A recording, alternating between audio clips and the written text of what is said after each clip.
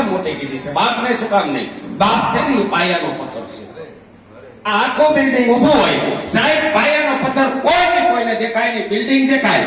એ માં છે ને એ બિલ્ડિંગ નું રૂપ છે, એ દુનિયાને દેખાય છે, એની મમતા દેખાય. પણ આખા પરિવારનો જો કોઈ વજન હોય ને તો એ પાયાના પથ્થર ઉપર છે. એ આપણો બાપ છે, ભલા પાયાનો પથ્થર છે સાહેબ. અને કવિને કે મોઢેનું બોલું માં માને શું કામ? સાહેબ મને એક પ્રસંગ બહુ ગમે એટલા માટે કે 5 વર્ષનો દીકરો ને પોતાના બાપનું અવસાન થયું. દીકરો જે સમજતો નથી, 5 વર્ષની ઉંમર દીકરાની, અને બાઈની ઉંમર 27-28 વર્ષની ઉંમર. વિચાર કર્યો રંડાપો આવ્યો છે, જો હું બીજું ઘર કરી લઉં તો મારો દીકરો અનાથ બની જાય, અને મારા દીકરા ખાતર હું બેસી જાઉં ને આ ઘરમાં તો મારું જીવતર ઝેર બની જાય. પણ આ દેશની નારીને લાખો વંદન છે. મને વિચાર આવ્યો કે હું ભલે દુઃખી થાવ, મારે ભલે વિધવા પણ આવે, પણ મારો દીકરો અનાથ થાય ને તો એના બાપના નામને કલંક લાગે. મારે મારા દીકરા ખાતર આ ઘરમાં બેઠવું છે. સાહેબ 28 વર્ષનો દીકરો, 28 વર્ષનો દીકરો, માએ કાળી મજૂરી કરી દીકરાને મોટો કર્યો છે. લગ્નની તૈયારી માં કરે છે, એમાં અચાનક દીકરો બીમાર પડ્યો અને જમને જીવને વાતું મળી થવા. માં બાજુમાં બેઠી છે અને માનો હાથ પકડીને દીકરો એમ કહેતો હતો, માં હું જાજુ નહીં જીવું, માં મને મારું મોત દેખાય છે, માં તો એકલી રહી જાય ને, માં હું તારો મોઢાપાનો લાકડી ખાવાનો હતો, માં પણ એ પહેલા તો હું અવસાન પામી જાય. દીકરાની આંખમાંથી ધીમે ધીમે ધીમે આંબુડા પડે છે. માં દીકરાના વાળમાં આંગળીઓ ફેરવતી ફેરવતી એમ કહેતી હતી, બેટા તને મારું જીવતર મળી જાય તો હજારો વર્ષ જીવા, તારું મૃત્યુ ન થાય, પણ માં મને મારો કાળ દેખાય છે, માં મને મારો કાળ દેખાય છે.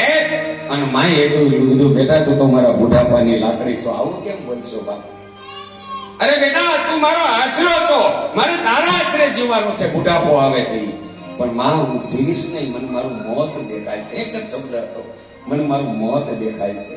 અને માની આંખમાંથી દાળ આબુડા મળ્યા પડ્યા, શ્રાવણ ભાદરો અમળ્યો વરવા, અને માં રોવા મળી, બેટા આવું ન બોલ, બેટા આવું ન બોલ, દીકરા આવું ન બોલ, બેટા તને મારી ઉંમર લાગી જાય, બેટા તને તું આવું મરવાની વાત ન કર. અને છેલ્લે દીકરાએ માનું કાંડું પકડીને એટલું કીધું તો કે માં મને મારો કાળ દેખાય, મારી એક ઈચ્છા પૂરી કરીશ.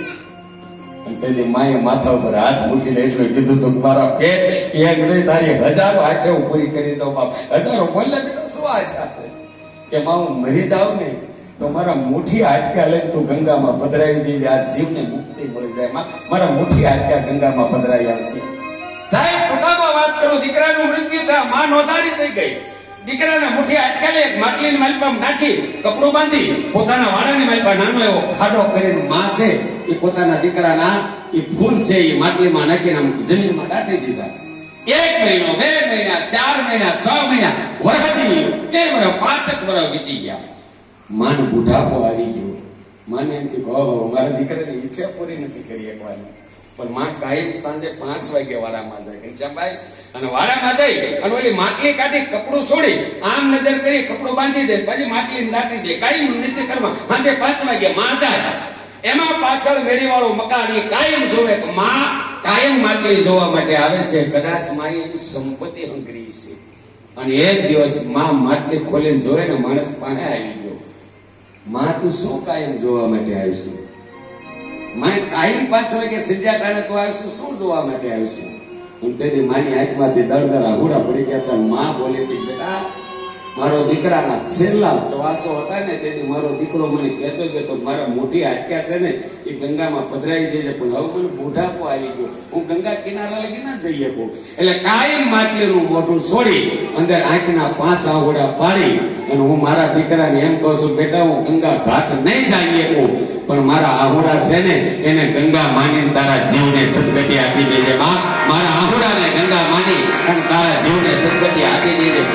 માં છે એટલે ભગત બાપને લખવું પડે, એટલે સંત પંડિતને લખવું પડે કે ભૂલો ભલે બીજું બધું, મા બાપને કદી ભૂલશો નહીં, અગણિત છે ઉપકાર એના, એ કદી ભૂલશો નહીં. માં અને બાપની થાય ને એટલી સેવા કરજો. 4 ધામ જવાય કે ન જવાય, પણ આંગણામાં મા બાપ બેઠા છે ને એની સેવા કરી લો. 4 ધામ તમારા શરણોમાં આટા મારતું હશે. ભલામણા માંથી કોઈ મોટું નહીં બોલો બરોબર એ જગદીશ, માંથી કોઈ મોટું નહીં. આવી અઢળક વાતો છે, આગળ ઘણી બધી